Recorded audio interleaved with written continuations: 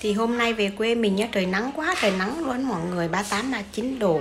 Nóng mà kiểu nắng khó chịu của miền Trung á, trời nó hừng hực. Xong rồi chiều nay cho các bạn nhỏ đi tắm biển này để giải mát, chứ nó nắng quá trời nắng luôn, mấy đứa nhỏ cũng thích đi nữa. Bây giờ đi nha, let's go.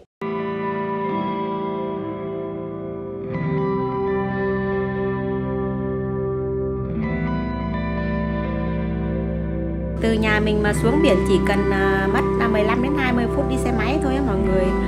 Còn mình xuống biển mình không dám tắm luôn, sợ đen. Ở quê mình nắng quá trời nắng luôn mọi người. Nhưng mà biển quê mình được cái nhìn là đúng là non nước hữu tình luôn đó mọi người. Ở dưới thì biển, ở trên thì con núi nè, nhìn nó hài hòa, nó đẹp mắt luôn. Xong rồi lâu lâu bọn nhỏ mới được đi tắm á, trời nó mừng nó reo dữ lắm nè, nghịch quá trên mình cát luôn nè.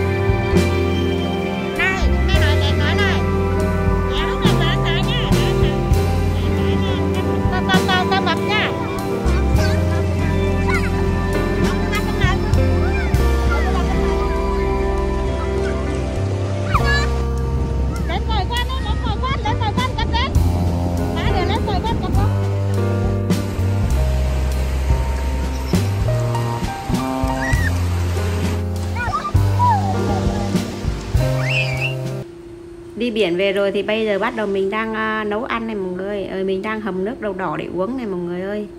Hầm chè chứ. Đậu đỏ mình đã ngâm qua một đêm rồi, nhưng mà hôm nay hầm cũng rất là lâu. Nó sao nó lâu mềm dữ không biết nữa. Phải hầm bằng bếp củi mọi người, chứ bếp ga không biết bao nhiêu ga cho vừa luôn á.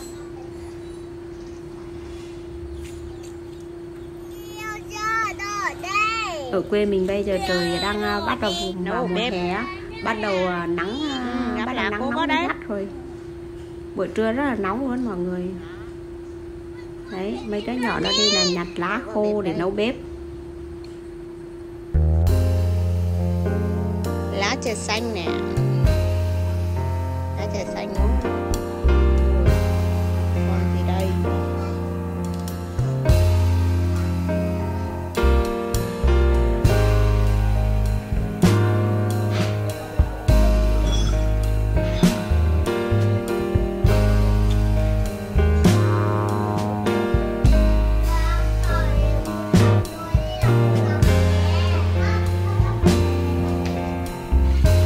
Còn bây giờ mình sẽ đi nấu cháo gà. Nấu cháo gà để cho mấy đứa nhỏ nó ăn nè. Nấu cháo cho nó dễ ăn, chứ nấu cơm nó không có chịu ăn uống gì hết. Trời nóng nực quá, trời nhễ nhái mồ hôi luôn. Nhưng mà công nhận một cái là nấu cháo mà hầm bếp củi trời nó nhanh nhừ dữ lắm. Nó nhanh nhừ chứ không như mình nấu bếp ga lâu quá trời lâu luôn á. Nếu bếp củi mình nấu một lúc là nó nhừ hết à. Nó nhanh nữa. Hầm một lúc thì gà và cháo đã nhừ rồi nè mọi người. Bây giờ bắt đầu nhắc xuống và ăn thôi. Gà này là gà có trứng luôn này mọi người. Mình hầm cháo như thế này là mình vừa ăn luôn, không vì loãng quá và cũng không bị đặc quá ha. Nấu này dễ cho dễ ăn, đặc quá cũng khó ăn lắm á mọi người.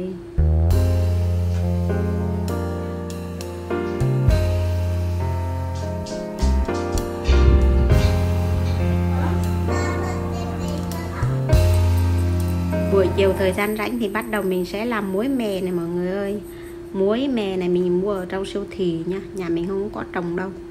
Mè đen này đã sấy khô nhưng mình sẽ rang thêm một chút cho nó thơm, dày mùi thơm nữa. Chỉ cần một chút thôi, chỉ cần rang cho nó dày mùi thơm là mình sẽ đâm muối, làm muối lạc, muối vừng. Công nhận cái muối lạc, muối vừng ăn nó hao cơm, ăn cơm dễ. Nhiều khi không có cái gì ăn, nhiều khi không có gì ăn, múc bát cơm nguội xong rồi mình bỏ muối lạc muối vừng vô mình ăn cũng hao cơm nữa mọi người.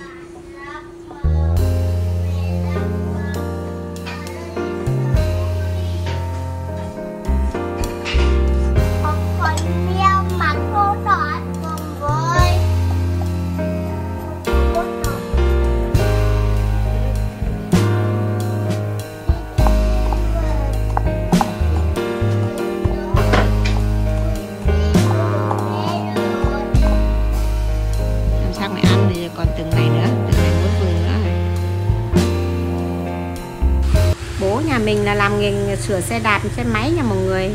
Nhà nào có con nhỏ mà có xe đạp thì đưa đây tới đây nhà mình sửa cho này. Không biết sửa được khách nào không chứ ba bạn nhỏ này có 3 cái xe đạp là bắt đầu là phục vụ mấy bạn nhỏ này thôi.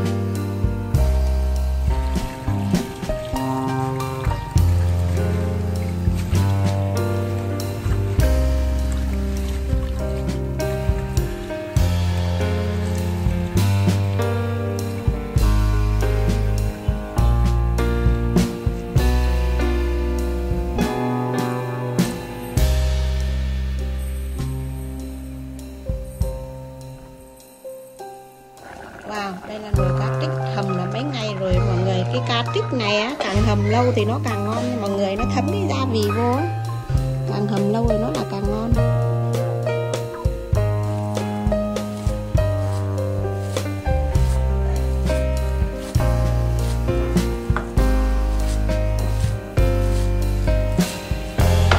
Cá được chưa mẹ Tê?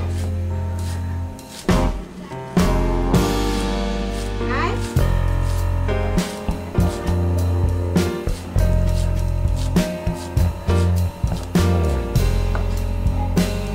Đất sôi rồi thì bây giờ mình sẽ cho cái con moi này vô nha mọi người. Này, con moi đây này.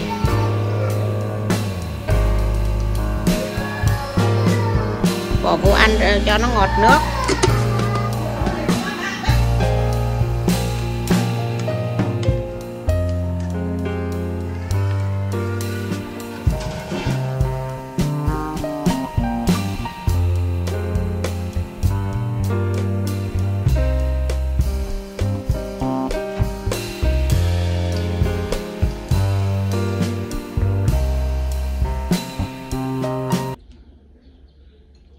Cá trích này lúc hầm mọi người này, càng hầm thì càng ngon này, càng hầm nó càng ngấm gia vị nó càng ngon.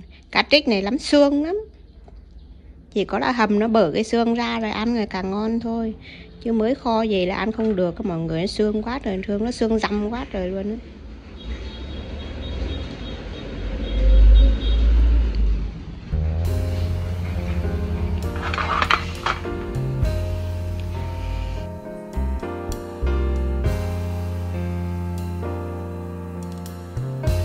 Phần vì trong bữa cơm mình không để tiếng là vì trời lũ nhỏ nó ồn ào quá trời luôn, nó phá này ra phá cái kia, không biết nhà mọi người thì sao chứ nhà mình đến rồi ăn cảm thấy mệt mỏi gì đâu. Đứa thì nhảy ngược, đứa thì nhảy xuôi, đứa thì khóc, đứa thì cười.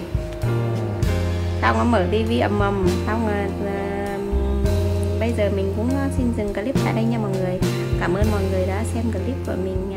Xin chào và hẹn gặp lại mọi người nhé.